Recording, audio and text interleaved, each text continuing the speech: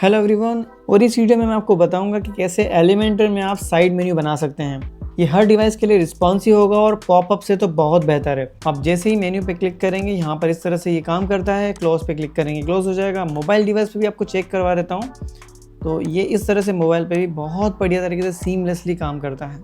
इसे हम डिज़ाइन करेंगे एलिमेंटर वेबसाइट में, और कोई थर्ड पार्टी टूल हम यूज़ नहीं करने वाले हैं, और नहीं कोई एक्स्ट्रा प्लगइन, नहीं कोई कस्टम कोड, सिर्फ और सिर्फ एलिमेंटर का यूज़ करके हम इसे बनाने वाले हैं। तो चलिए शुरू करते हैं।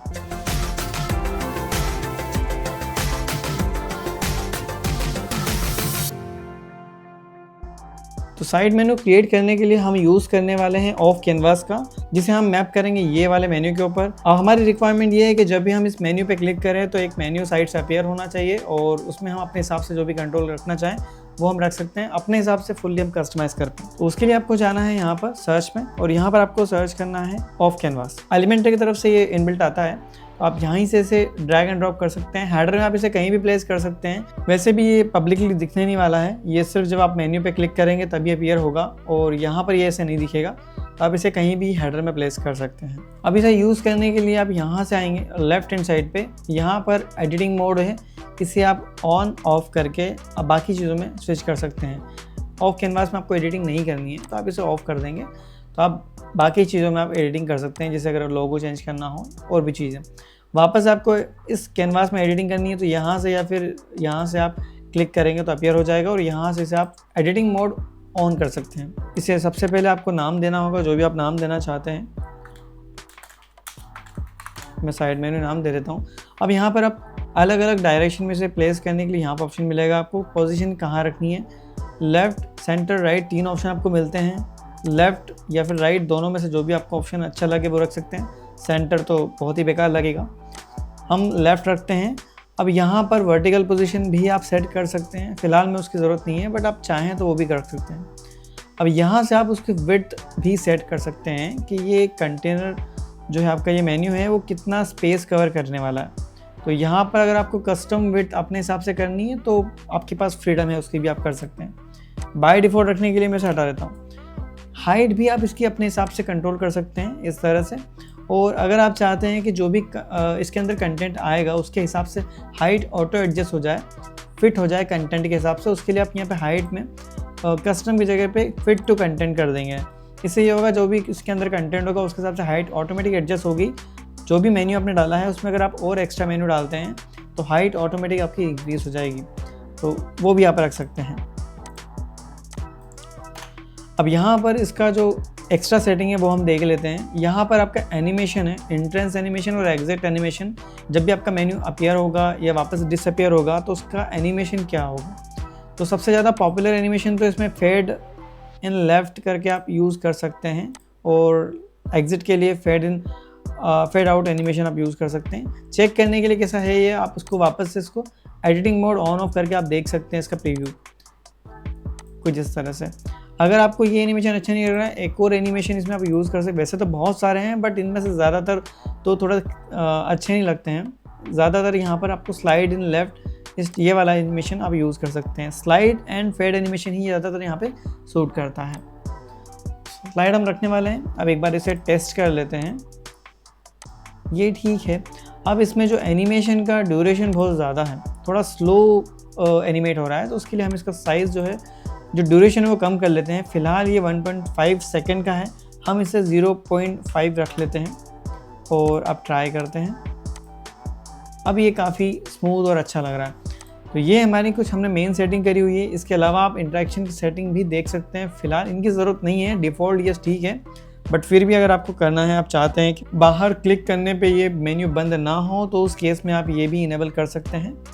और फिलहाल मैं इसको इनेबल नहीं कर रहा हूँ। और यहाँ पर अगर पेज स्क्रॉलिंग अगर आप डिसेबल करना चाहते हैं जब ये मेन्यू अपीयर हो, तो उसके लिए आप ये टिक कर सकते हैं। स्टाइल में आते हैं हम, यहाँ पर आप पेज का पर्टिकुलर मेन्यू का बैकग्राउंड यहाँ से आप चेंज कर सकते हैं। जैसे अगर हमें ग्रेडियंट बैकग्राउंड रखना है, सिंगल रखना है, हम यहाँ से अपने हिसाब से जो भी रखना है हम इसे कंट्रोल करके रख सकते हैं। तो हम कुछ इस तरह से बैकग्राउंड इसका रखते हैं, और यहाँ पर आप इसकी जो भी है बैकग्राउंड अपने हिसाब से आप इसे चेंज कर सकते हैं। ओवरले में इसके पीछे का जो ओवरले है वो आप यहाँ पर सेट कर सकते हैं। मेरी रिकमेंडेशन के हिसाब से इसे मेरे ख्याल से इतना ठीक रहना चाहिए, जो काफ़ी अच्छा लगता है। पीछे का कंटेंट भी दिखना चाहिए। यहाँ पर ये सेटिंग हमने रखी है।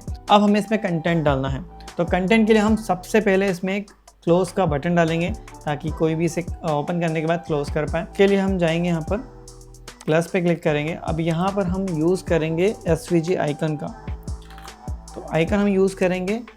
आप आइकन लाइब्रेरी में से कोई भी आइकन यूज़ कर सकते हैं, जैसे क्लोज़ का आइकन आप यूज़ कर सकते हैं इस तरह से, या फिर आप बटन रखना चाहें तो बटन भी रख सकते हैं, वो भी आजकल काफ़ी ज़्यादा अच्छा लगता है। मैं आपको बटन रख के भी दिखा देता हूँ। इस तरह से यहाँ पर हम इसे लिख देते हैं क्लोज एंड आइकन भी लगा लेते हैं।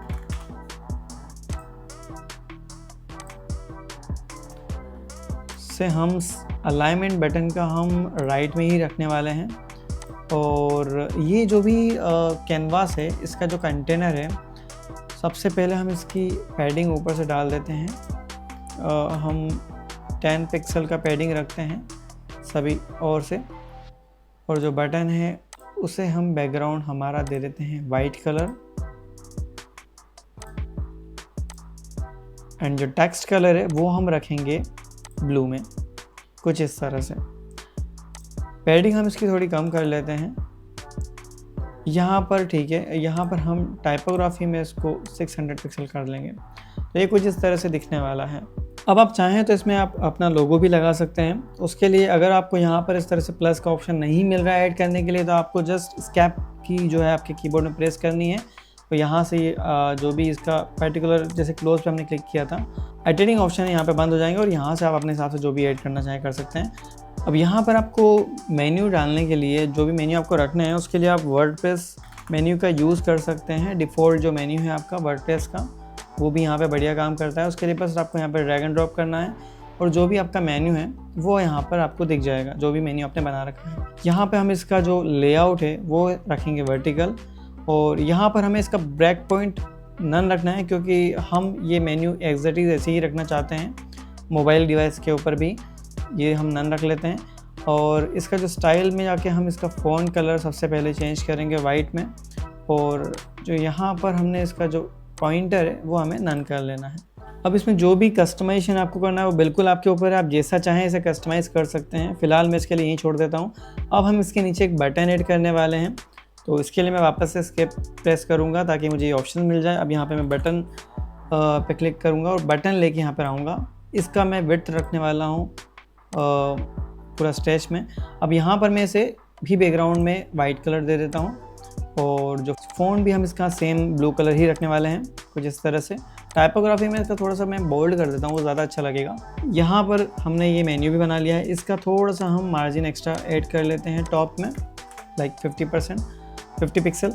अब इसमें हम सोशल मीडिया आइकन्स भी लगा लेते हैं साथ में। इसका अलाइनमेंट हम लेफ़्ट ही रखेंगे। अब हमें जो क्लोज़ का जो बटन बनाया था उसमें हम लिंक डाल देते हैं कैनवास को क्लोज़ करने का। उसके लिए आपको जस्ट मेन्यू पे क्लिक करना है। यहाँ पर जो लिंक ऑप्शन है, यहाँ पर आपको डाटाबेस का जो डायनेमिक टैग मिलेगा, इस पर आपको क्लिक करना है। यहाँ पर आपको एक्शन में जाना है और यहाँ से आपको ऑफ कैनवास सेलेक्ट कर लेना है। अब यहाँ पे वापस से आपको इसी ऑफ कैनवास पे क्लिक करना है। ओपन की जगह पे आपको यहाँ पर क्लोज ऑफ कैनवास को सिलेक्ट करना है।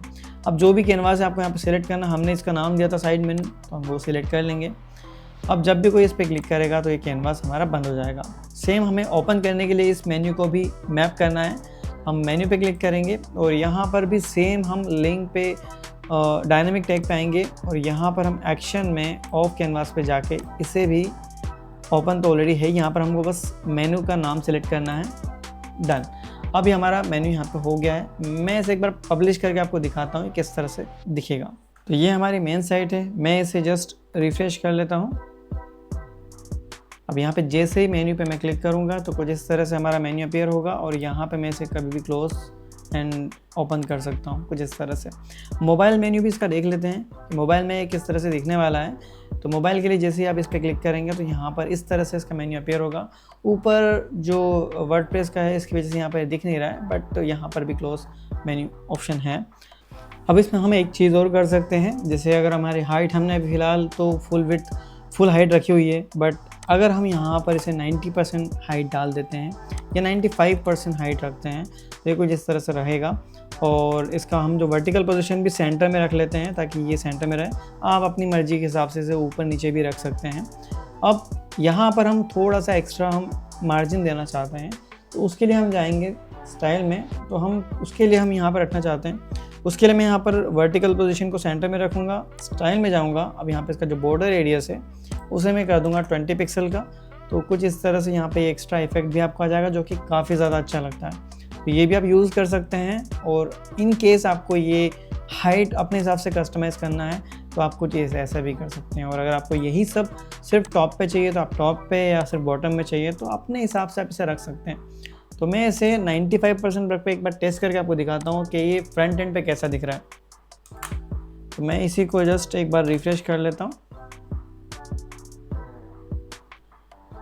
अब जब मेन्यू पे मैं क्लिक करूँगा तो कुछ इस तरह से हमें मेन्यू दिखने वाला है। और जैसे मैं क्लिक करूँगा क्लोज पे तो हट जाएगा। मोबाइल में ही हम एक बार चेक कर लेते हैं। तो ये हमारा मोबाइल मेन्यू है जो कुछ इस तरह से दिखेगा। तो डेफिनेटली ये पॉपअप से बहुत ज़्यादा अच्छा है और इसमें कोई रिस्ट्रिक्शन भी नहीं है। इसी तरह की और इंटरेस्टिंग वीडियोस देखने के लिए सब्सक्राइब ज़रूर कर लीजिए, और अगर वीडियो पसंद आया तो लाइक कर लीजिए। और तो मिलते हैं आपसे अगले वीडियो में। Thank you very much.